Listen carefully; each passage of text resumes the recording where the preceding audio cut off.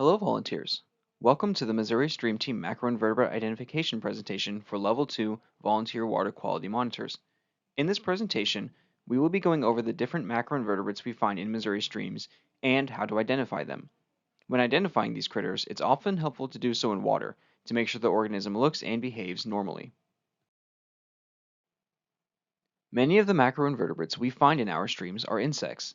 Let's quickly go over what parts make up an insect. Insects are made up of three major body sections. These are the head, where the eyes and mouth parts are, the thorax, where the legs and wings come out of, and the abdomen. All the insects we find in our streams have these major body sections in both adult and larval forms. Now, let's jump into the first macroinvertebrate. The mayfly. Mayfly nymphs have short antennae and one visible set of wing pads if they are mature enough. They have 6 segmented legs coming out of their thorax, each with a claw at the end of it, and have gills on their abdomen. Mayfly nymphs will typically have 3 hair-like tails, but they can sometimes have 2, and they are also good swimmers. It's important to note that sometimes when sampling, tails can also get knocked off. Because tails are sometimes broken off, looking for the flowing abdominal gills is usually the best identifying characteristic. Up next are stoneflies, which are sometimes misidentified as mayflies. Stonefly larvae will have long antennae around the length of their tails, and mature nymphs will have 2 sets of visible wing pads. They have 6 segmented legs with 2 claws at the end of each one. Not all stonefly nymphs have gills, but if they do, they are on the thorax instead of the abdomen. There are 2 hair-like tails present instead of 3, and they tend not to be very good swimmers. The gills on the thorax of some stonefly nymphs make it look like they have hairy leg pits. Next up, we have caddisflies. Caddisfly larvae look similar to caterpillars, and their head and thorax are covered by dark chitinous plates like armor. They have 6 segmented legs on their thorax as well as 2 fleshy prolegs at the end of their abdomen with hooks. Some caddisfly larvae have filamentous gills along their abdomen, like the one pictured here. Caddisfly larvae are also known as the architects of the aquatic insect world because some of them will make cases out of leaf litter, woody debris, and small pebbles. However, not all of them make cases. Some spin nets, and others are free-living. One of the most popular macroinvertebrates is the Hellgrammite, or Dobsonfly larva. Dobsonfly larvae can be quite large, and they have large mandibles that look like pinchers to match. They have 6 segmented legs and then 7 to 8 pairs of lateral filaments along their segmented abdomen. At the end of their body are 2 fleshy prolegs with a pair of hooks on each.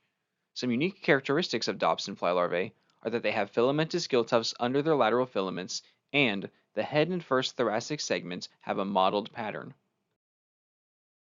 Here is an up-close picture of the gnarly pinchers of the Dobsonfly larva, and you can see the mottled pattern on the head as well.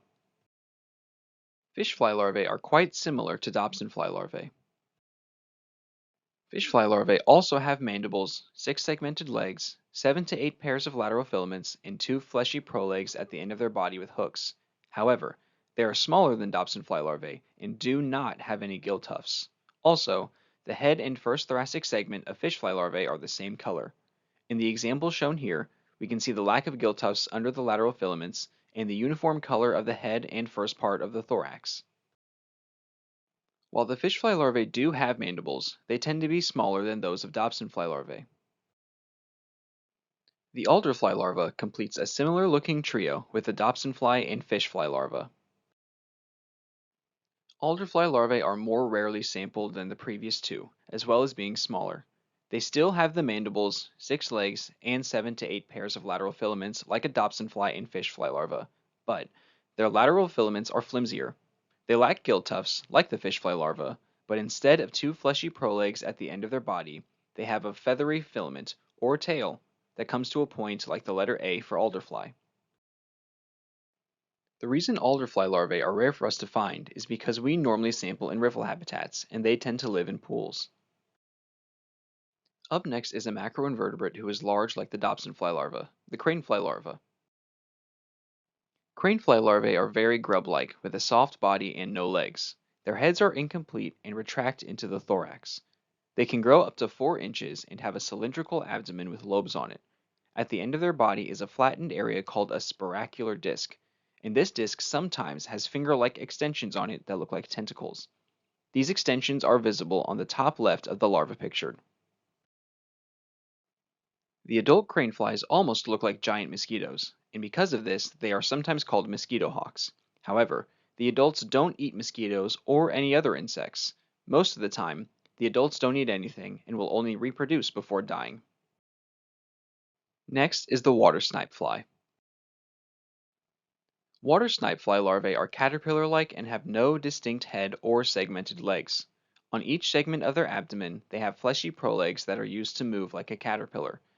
Their segments are covered in short filaments, and their bodies end in two feathery, horn-like projections. The next macroinvertebrate, the midge, can sometimes be confused for other insects. Midge fly larvae are tiny, with their J-shaped bodies being less than half an inch long. Sometimes, caddisfly larvae can be this small, but make sure to check if there are segmented legs or not. Midges do not have segmented legs, but they do have two fleshy prolegs, one below their head capsule and one at the end of their abdomen. They use these prolegs to move like an inchworm, and will often flail back and forth in a C-shaped pattern. They can be various colors, like brown, cream, green, and red. The red ones, like the one pictured, are commonly known as bloodworms. As previously stated, midges are extremely small and can be easily missed if you aren't carefully looking through your net. Similar to midge fly larvae, black fly larvae are also very small. They are less than half an inch, as well as having a distinct head capsule like midges, with a fleshy proleg behind it. But black fly larvae have feathery mouthparts used for filter feeding. Their shape is also more of a bowling pin than a thin J. At the end of their abdomen is a ring of hooks. The hook ring acts a lot like Velcro, giving black fly larvae the ability to stick onto rocks as well as the trays you put them in. Dragonflies are known for being predators both as larvae and as adults. As nymphs, dragonflies have two large compound eyes and a highly modified labium. The labium, which is the bottom mouth part, is modified as a sort of scoop that extends out to capture prey. They have 6 segmented legs, wing pads on their thorax, and no tails or external gills. However, their wide abdomen sucks in water because that is where their gills are. The water is then expelled from the rectum, and this can also be used for short bursts of jet-like movement. Unlike crane flies, dragonflies are true mosquito eaters and actively hunt prey in all stages of their life cycle. Damselfly adults look similar to dragonfly adults, but their nymphs are easier to tell apart. The damselfly nymphs do share characteristics with the dragonfly nymphs: large compound eyes, a modified labial mouthpart, 6 segmented legs, and wing pads. However, damselfly nymphs possess 3 paddle-shaped tails that are actually gills, as well as a much more slender abdomen compared to the dragonfly nymph. Damselfly nymphs are sometimes confused with mayfly nymphs because they have 3 tails, but the key differences are the tails being paddle-shaped instead of hair-like, and damselfly nymphs do not have gills on the abdomen. Just like dragonflies, damselflies are predators in both the nymph and adult stages. Riffle beetles are unique because we find both their larval and adult stages in the water. The larvae have a worm-like appearance and hard plates over their entire body, which makes their body uniform in color. Both the larvae and adults have 6 segmented legs, and the adult's legs are very long. If you see a small, dark beetle crawling on the bottom of your tray, it is almost certainly a riffle beetle. The larvae are sometimes confused with midges, but the hard plating, and especially the legs on the riffle beetle larvae, are good indicators to look for.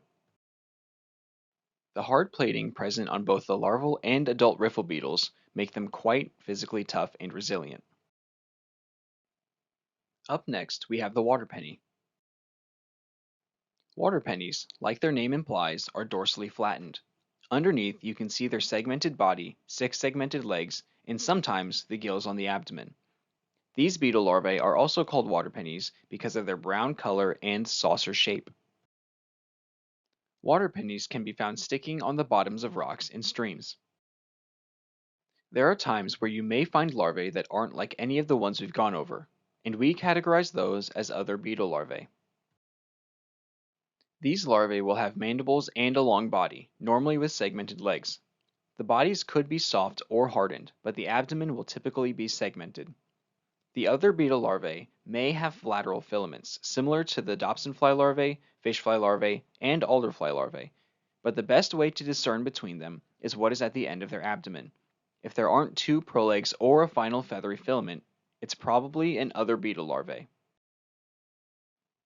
Crayfish are one of the most popular and recognizable macroinvertebrates in Missouri streams. Crayfish look like small lobsters and have a hard carapace that covers their whole body. The front two legs, called chelae, are claws, and there are 4 sets of smaller legs for walking. Crayfish can be many different sizes as well. As previously noted, crayfish look much like the lobsters of the freshwater world. The second crustacean we commonly find in our streams is the scud. Scuds are small and shrimp-like critters that are pale in color and have 7 pairs of segmented legs, the first 2 sets being modified for grabbing. The abdomen also has 6 pairs of leg-like appendages. Their bodies are laterally flattened, and they swim very fast on their sides. If you see a pale, shrimp-like creature swimming swiftly on its side in your tray, that's a good tell that you're looking at a scud. The final crustacean we commonly see is the Sowbug. Sowbugs look a lot like pillbugs, except they live in the water and do not roll into balls. They have 7 pairs of segmented legs and are drastically dorsally flattened, similar to a water penny. They are not good swimmers like scuds, and instead crawl. Because of the similarities, they are known as the roly-polies of the aquatic macro world. Our stream systems also have worms in them. The 2 main categories are parasitic worms and earthworms. The parasitic worms, like horsehair worms, are unsegmented and do not break apart easily. Aquatic earthworms are segmented and a pinker color, like a terrestrial earthworm. The aquatic earthworm is also softer and breaks apart easier. These worms will often tangle together in knots, so it's best to try and keep them separated when putting them in your tray while sampling. Leeches are also found in Missouri streams. Leeches are segmented and have a flattened body with a suction disc on at least one end, which can make them hard to pick up from a tray sometimes. They have very tough skin and can be either one solid color or different colors like the one pictured. Clams and mussels are the first 2 mollusks that we will be going over. Clams and mussels are pretty easy to identify, with their hinged protective shell covering their body. Missouri does have a few invasive species, namely the Asian clam and the zebra mussel. The native species can be large and asymmetrical. The last group of macroinvertebrates we will go over are also mollusks, snails. First up is the gilled snail. Gilled snails will have a conical shell with a right side or dextral opening. The snails will have an operculum, which is a trap door that covers the shell opening to prevent drying out. As the name suggests, these snails have gills inside of their shell for breathing. This makes them more sensitive to pollution. Pouch snails look very similar, but have a few key differences. The shells are still conical, but they will have a left side or sinistral opening instead of the right side one. Instead of using gills to breathe, pouch snails have a pulmonary cavity in their shell that acts as a lung. Pouch snails also lack an operculum. Other snails is the last snail category. There are 2 different types of snails in this category, the ram's horn snail and the limpet snail. The ram's horn snail, pictured on the top, has a spiral shell similar in shape to a ram's horn. A limpet snail, which is pictured on the bottom, looks like a somewhat pointed and conical rock clinging to surfaces. The opening is on the left side of ram's horn snails and ventral side of the limpet snails, and they do not have an operculum. Thank you for taking the time to watch this, and for participating in Missouri Stream Team's volunteer water quality monitoring program. Hopefully, this presentation has helped you brush up on your macroinvertebrate ID skills. Thank you again, and happy monitoring.